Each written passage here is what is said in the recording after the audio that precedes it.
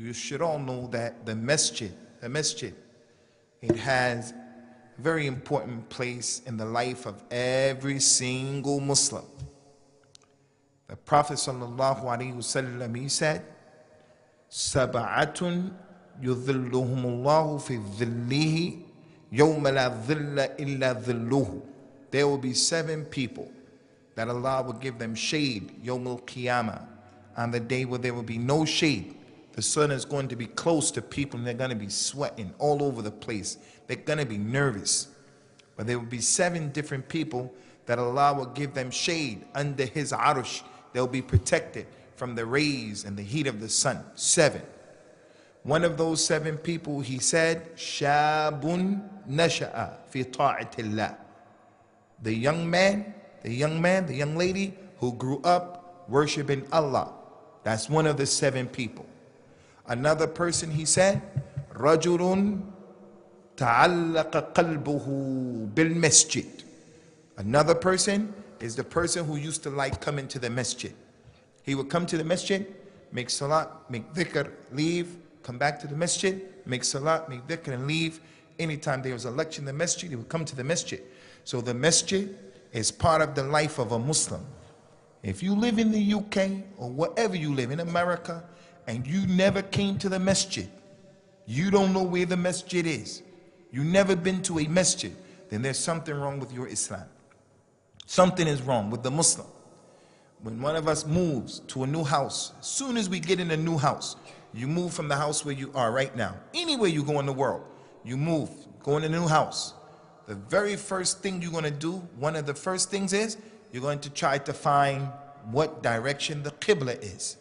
Because you have to pray. So if you're living around Muslims, you're going to say to your neighbor, someone who's walking around the street, excuse me, where's the Qibla? Because the Muslim is connected to the Qibla, to the Masjid. It's a part of who he is. If he doesn't have knowledge of the Qibla, he's dead, made it, finished, dead. He doesn't connect himself to a Salah, the Masjid, something's wrong with him. We have to know, you young brothers, that the masjid, there are a lot of do's and a lot of don'ts. A lot of things you can do in the masjid and a lot of things you can't do in the masjid. Things that are haram to do in the masjid. Like that man who came. They were sitting with Prophet Muhammad sallallahu alaihi wasallam, and this man was a Bedouin. He was rough, tough. He wasn't very cultured. Radiyallahu anhu.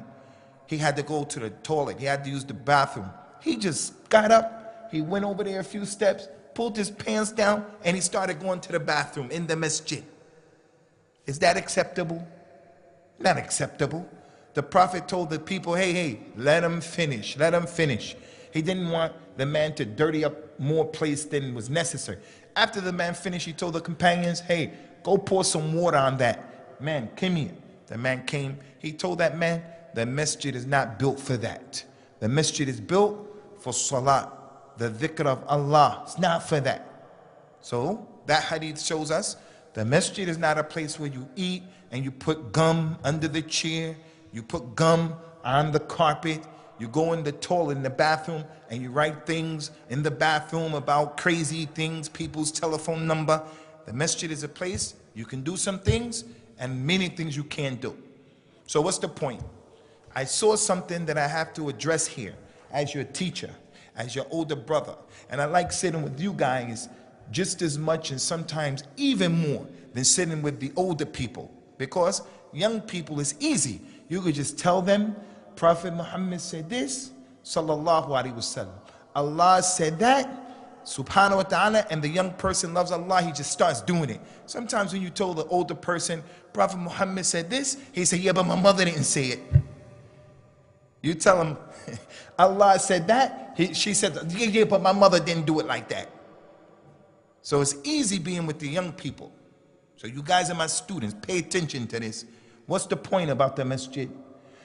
The Prophet told all of us, sallallahu alaihi wasallam, إذا دخل أحدكم المسجد فلا يجلس حتى يصلي ركعتين. If any of you enters into a masjid, any masjid, when you go into a masjid, he said, don't sit down until you pray 2 rak'at. This masjid, any masjid in Birmingham, any masjid, When you go into a masjid, before the Muslim can sit down, he has to give the masjid haqq. The masjid has many rights on us. Huquq, we have to keep it clean. The Prophet was about to pray, sallallahu alaihi wasallam. He was about to say, Allahu Akbar, and the people were behind him. He got ready to say, Allahu Akbar. He looked up, he saw on the wall of the Qibla, someone spit. Someone had spit before he got there. And they put it on the wall. The Nabi looked at it, he took his clothes, his own clothes, and he wiped it off. And he told the people, he turned to the people, before Salah, he said, don't spit towards the Qibla. And he wiped it off, showing the haqq of the masjid. There was a black lady during the time of the Nabi sallallahu alaihi wasallam. She was miskina, faqira. She didn't have any money, no money. But she used to come to the masjid of the Prophet and she used to clean it up. And Rasulullah used to see her sometimes. One day, he didn't see her. He said, where's that black lady that used to clean up the masjid? They said, she died yesterday, Ya Rasulullah. She died. The Nabi became angry. He said, why didn't you people tell me? He said, come. So they went with him to where they buried her. And the Nabi stood over her grave and the people stood behind him. And he said, Allahu Akbar. And he made Salatul Janazah. Rasulullah made Janazah on that lady. Now this is the same Rasul sallallahu alaihi wasallam, our Nabi, our Rasul. He was about to pray on another man. Pay attention, guys. He was about to pray, Janazah. The body was there. He was about to pray. He got ready to say, Allahu Akbar for Janazah. He said, did this man owe anybody money? They said, yes, Ya Rasulullah, he owes some people money. He said, I'm not praying. You pray over him. And he left. Because he owed someone money. He borrowed money and he didn't pay the money back. The Nabi said, I'm not praying. Someone else pray. And he left. Now, why did he leave that man without praying over him? He left him because you shouldn't die owing money. If you take people's money, give them their money back. But look at the black lady. The Nabi asked, where that lady at? She died. He told the people, come. And then he went and prayed over her. Although they prayed over her already, the other people prayed the day before. But the Nabi prayed over her. Why? Because she used to take care of the masjid. She used to help clean the masjid. She used to make the thing easy and facilitate cleanliness for the Muslims in the masjid. So the masjid has rights on us, many rights, many rights. If you lose something in the masjid, your phone, your keys, the Nabi said, if someone loses something and he says in the masjid, I lost my keys, did you see my keys? The Prophet said we should make dua against him and say, La raddahallahu alayk. May Allah not give it back to you. Why?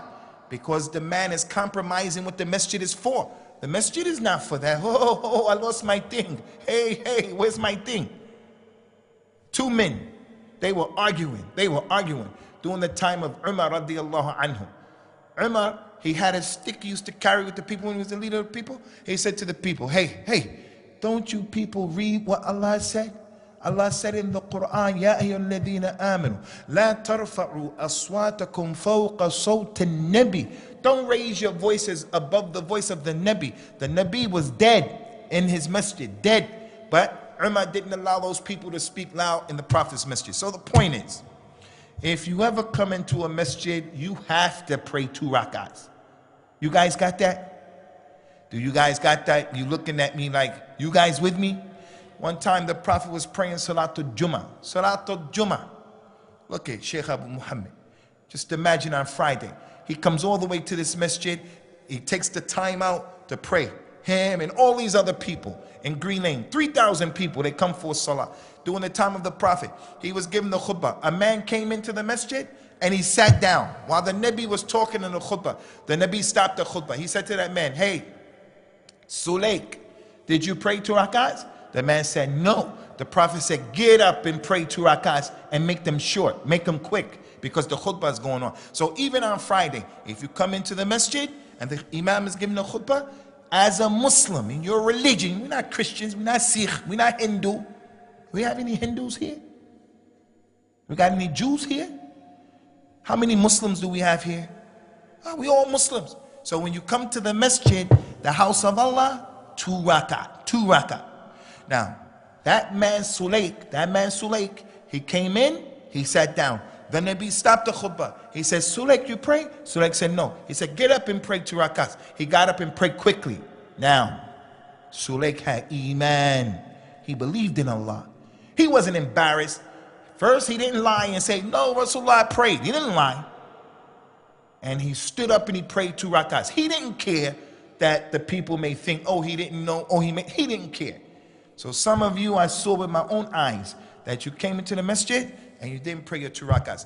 What I'm going to say to you as your teacher, nice and easy, your older brother, if you came into this masjid and you sat down without praying 2 rakats, you should get up and go pray 2 rakats real quick and hurry up and come back. So if you didn't pray 2 rakats, go get a sutra, pray towards a sutra. And in the future, every masjid, every place, you have to pray 2 rakats. And if you don't have wudu, go make wudu. Don't just pray without wudu. Don't pray without wudu. If I catch you not making wudu, I'm going to break your kneecap. You guys, good job, good job, good job.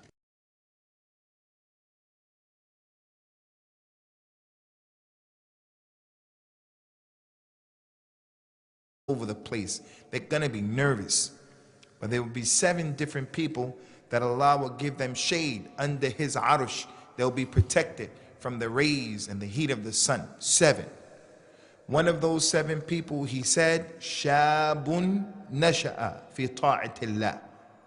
The young lady who grew up worshiping Allah. That's one of the 7 people. Another person, he said, Rajulun ta'allaqa qalbuhu bil masjid. Another person is the person who used to like coming to the masjid. He would come to the masjid, make salat, make dhikr, leave, come back to the masjid, make salat, make dhikr, and leave. Anytime there was a lecture in the masjid, he would come to the masjid. So the masjid is part of the life of yudhilluhumullahu fi dhillihi yawma la dhilla illa dhilluhu. There will be 7 people that Allah will give them shade, Yawmul Qiyamah, on the day where there will be no shade. The sun is going to be close to people and they're going to be sweating all over. You should all know that the masjid, it has a very important place in the life of every single Muslim. The Prophet sallallahu alaihi wasallam, he said, Sab'atun